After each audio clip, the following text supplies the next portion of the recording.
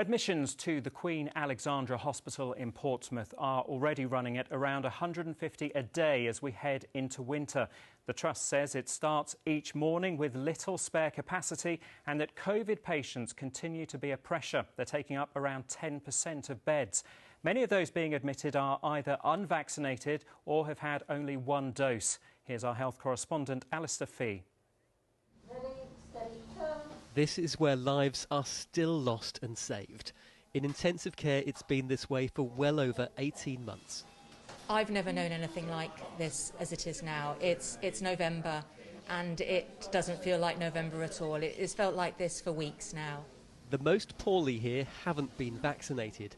Others have just had the one dose. There is absolutely no doubt that there are patients who are still contracting COVID, who are getting extremely sick, and sadly, despite our best efforts, some of them are dying. Clive caught COVID the day after his booster jab. You're so ill, you don't realise what you're like, you know? He's now going home. I feel quite good. The number of people being cared for with COVID is a fraction of what they were coping with at the beginning of the year. While a new surge of patients has yet to happen this winter, there are still around 80 people here, many of whom have yet to be vaccinated. COVID care comes on top of record levels of emergency admissions, along with the constant challenge to catch up on elective surgery.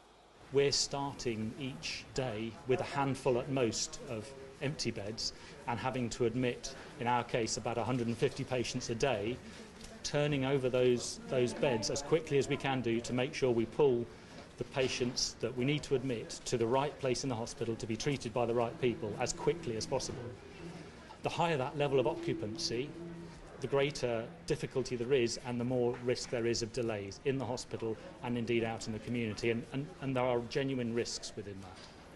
A spike of community infections means that some patients come in only to find they also have COVID.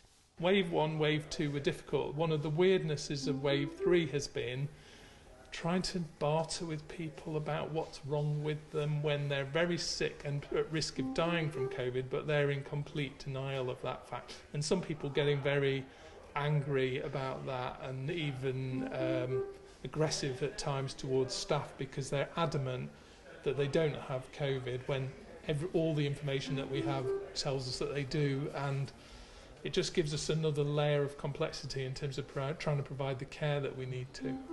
In January, there were hundreds of patients here being cared for with COVID. No one expects this winter to be as bad as that, but everyone predicts it will get steadily worse.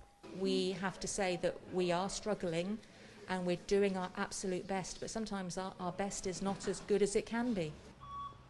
All agree the NHS will be under more strain in the weeks ahead than ever before. Alistair Fee, BBC South Today.